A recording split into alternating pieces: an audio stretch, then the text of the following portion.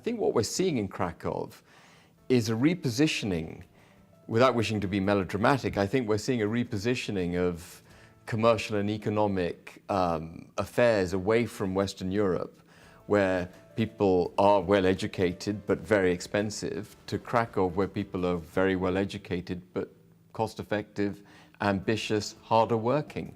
And that's a natural flow of investment and money, you know, and I think we'll see that trend continuing in Krakow.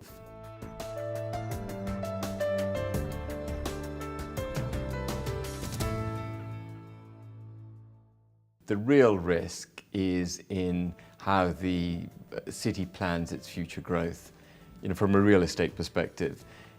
The knee-jerk response to this success is bound to be, you know, build as fast as you can, wherever you can, and take advantage of the success.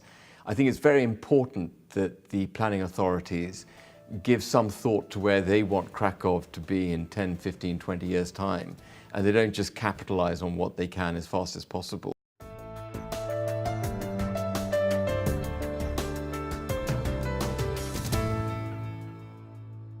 It's funny how history plays out, but I landed at Balice Airport in, it was before April '06 actually, I think it must have been February or something, and we were driving into central Krakow, and I looked down the main road here and I saw this brand new shiny building and it looked fantastic, so I thought, well, let's drive in and have a look. And we drove down. It was the only building on the park in those days. The shell building, as it was later to be called, was being built, but this was the only building that was completed on the park, and it looked fantastic, and I could see a station was being built as well adjacent to it, and I thought, wow, you know, a business park with its own railway station, this is highly unusual. The building was superb. You know, the floor-to-ceiling heights, as I mentioned, you know, the whole park is like that now, but back then I was really impressed with the quality of the building. And I liked it so much, its proximity to the airport and so on, that I contacted the owners and said, we'd like to buy it. And actually we were the only third-party buyers of a property on the park. The rest of the park stayed with the people who developed it.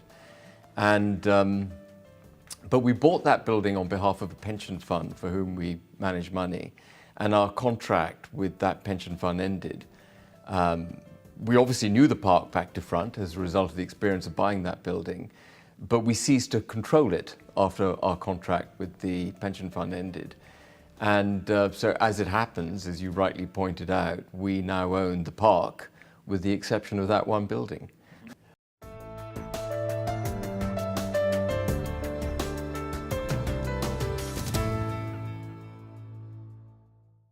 Well, if you do a cursory analysis of the various economies that in Central and Eastern Europe, as we used to refer to it then, now Central Europe, really Poland is by far the biggest economy, it's the deepest economy, it's the broadest economy. And we have a policy of investing in the human resource that manages our property. We don't like partnering with locals. We like to employ people locally ourselves and develop the intellectual resource required to manage our portfolio. So if we were going to make a very significant investment in any one country, we wanted to do it in a country which had a broad and deep economy. And Poland is by far the deepest and broadest economy in the countries that you mentioned. And of course, when we came here in 2005, the only entrants to the European Union were Slovakia, Hungary, Czech Republic and Poland. And Poland is much bigger than any of them individually and has proven to be the best place to invest.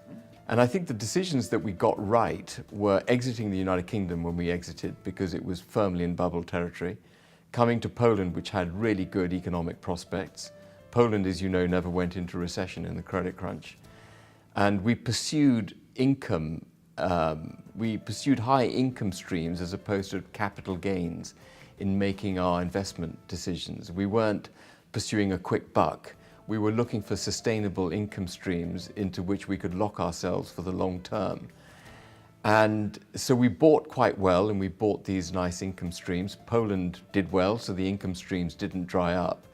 And then, of course, as luck would have it, when the credit crunch hit, the central banks all cut interest rates dramatically. We had borrowed against these assets. So instead of our portfolio suffering as a result of the credit crunch, actually when interest rates went through the floor, when they collapsed, the gap between the yield we were earning on the properties and the cost of our finance massively improved.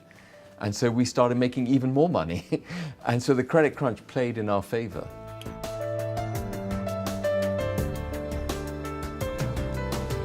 Yeah, in the real estate market, I think the real takeaway from the last 10 years is how the West, which is purported, Western Europe, is purportedly a stable, mature market, actually behaved like an emerging market.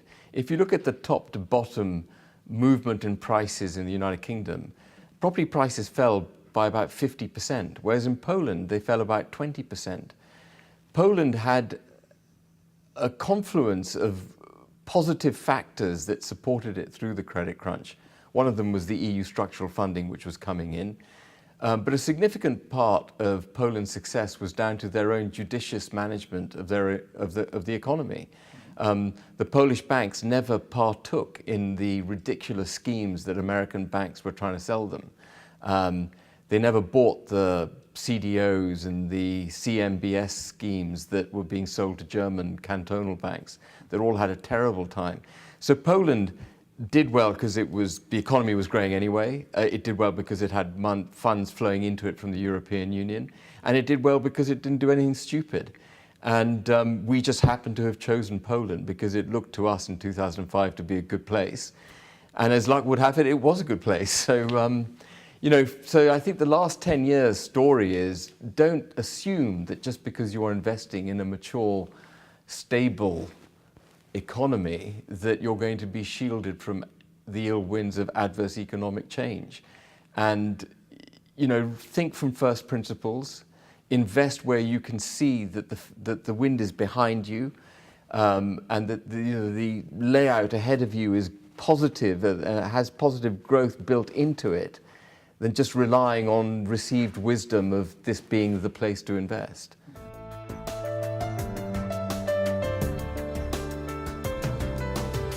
We've been very lucky.